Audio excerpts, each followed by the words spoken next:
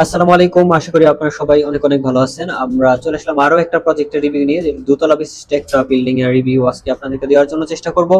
এটা দেখতে পাচ্ছেন, এটা মূলত হচ্ছে আমাদের একটা দোতলা বিশিষ্ট ভবন।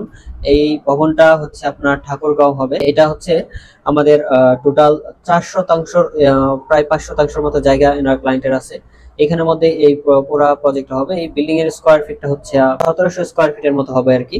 এই বিল্ডিংটা হচ্ছে টোটাল রিভিউ আপনাদেরকে দেওয়ার জন্য চেষ্টা করব। তো চলেন দেরি করে আমরা আপনাদের ফ্লোর প্ল্যানটা যদি দেখাই।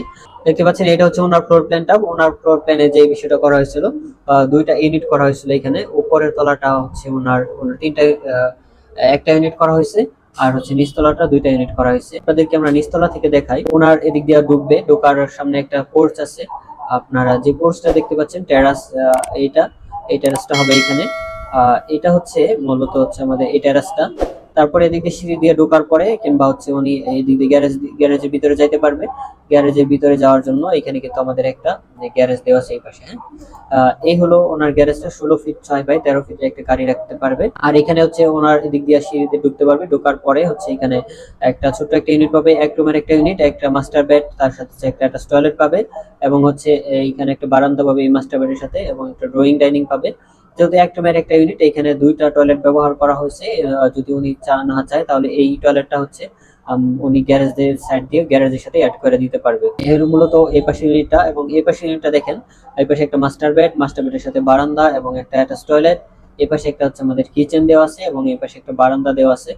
কিচেনের সাথেই সামনে বারান্দা পাবে। এই বারান্দা দিয়ে মূলত হচ্ছে কিচেনে যাইতে পারবে, যাতে হচ্ছে ডোর গুলা, কিচেনের ডোর গুলা যাতে বাইরে থেকে দেখা না যায়, কিংবা ডাইনিং টেবিলে বসলেও যাতে হচ্ছে আপনার কিচেনটা দেখা না যায়। তার জন্য মূলত এই কাজটা করা হয়েছে এখানে। আর এটা ডাইনিং, আলো বাতাস আলো আসার জন্য, লাইটিং এর জন্য মূলত এইখান দিয়ে একটা আমরা বারান্দা রাখার জন্য চেষ্টা করছি। যেটা হচ্ছে আপনারা এই 3D ভিউতে দেখতে পাচ্ছেন, এই পাশ দিয়ে একটা বারান্দা যেটা থাকবে এটা। এই হলো মূলত হচ্ছে ওনার এই পাশের ইউনিটটা। এই পাশে হচ্ছে একটা কমন টয়লেট থাকবে, এবং এই পাশে একটা চাইল্ড বেড থাকবে, এবং এটার সাথেও একটা বারান্দা থাকবে। এই বারান্দাটা আপনারা সামনের দিকে দেখতে পাচ্ছেন, এই বারান্দাটা থাকবে। এই হলো মূলত হচ্ছে ওনার নিচতলা গ্রাউন্ড ফ্লোর প্ল্যান। ওনার ফ্লোর প্ল্যানে যেটা হবে পুরোটাই একটা ইউনিট হয়ে গেছে এখানে। এখানে সিঁড়ি থাকবে। সিঁড়ি দিয়ে ঢোকার পরে এই পাশে একটা গেস্ট বেড থাকবে। এই গেস্ট বেডে ঢোকার জন্য সিঁড়ি থেকে সরাসরি আমরা এখানে একটা দরজা রেখে দিচ্ছি। 12 ফিট 6 বাই 13 ফিটের একটা বড় একটা গেস্ট বেড হবে। গেস্ট বেডের সাথে একটা বারান্দা দেখতে পাচ্ছেন, তার সাথে যেহেতু গেস্ট বেড, তার সাথে আমরা একটা অ্যাটাচ টয়লেট রেখে দিচ্ছি এখানে। আর এখানে ড্রয়িং এন্ড ডাইনিং, বড় একটা বিশাল বড় একটা ড্রয়িং ডাইনিং থাকবে। 16 ফিট বাই হচ্ছে 19 ফিট 3-এর একটা বড় ড্রয়িং ডাইনিং। আর হচ্ছে এখানে একটা স্টোর রুম, যে কিচেন ছিল এটাকে আমরা স্টোর রুম রেখে দিয়েছি, এবং এই পাশ থেকে লাইটিং এর জন্য হচ্ছে আমরা এই পাশে একটা বারান্দা রেখে দিচ্ছি। আর এই পাশটা দেখতে পাচ্ছেন বড় একটা কিচেন হবে এখানে। 11 ফিট বাই 7 ফিট 6 একটা কিচেন।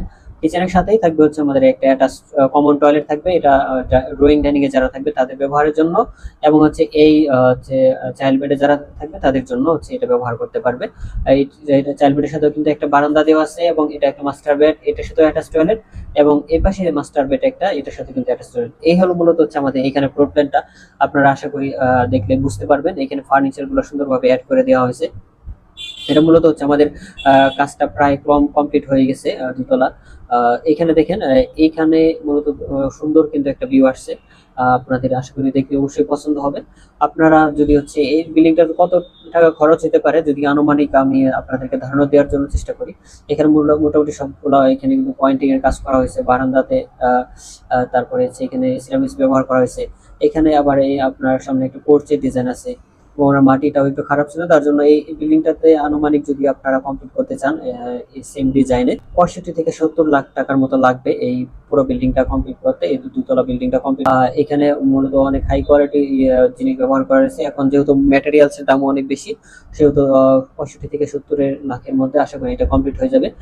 এটা হচ্ছে সময় এবং হচ্ছে আপনার জায়গা ভেদে দামের কিছু পার্থক্য এদিক সেদিক হতে পারে, কম বেশি হতে পারে। যাই হোক, আশা করি আপনারা বুঝতে পারছেন। আর যদি আপনারা এই ধরনের বিল্ডিং ডিজাইন যদি করতে চান, তাহলে আমাদের স্ক্রিনে দেওয়া নাম্বার আমাদের সাথে যোগাযোগ করতে পারেন। বাংলাদেশের যে কোনো প্রান্ত থেকে ইনশাল্লাহ হচ্ছে আমরা আপনাদেরকে সর্বোচ্চ পরিমাণ বেস্ট কোয়ালিটি সার্ভিস দিতে পারবো। তো দেখা হচ্ছে। আর আমাদের ভিডিওটা কেমন লাগলো অবশ্যই লাইক কমেন্ট শেয়ার দিয়ে জানাবেন, কমেন্ট করে জানাতে পারেন। আর হচ্ছে আপনাদের সাথে দেখা হবে সামনে কোনো ভিডিওতে। সে পর্যন্ত সবাই ভালো থাকবেন, সুস্থ থাকবেন। আসসালামু আলাইকুম।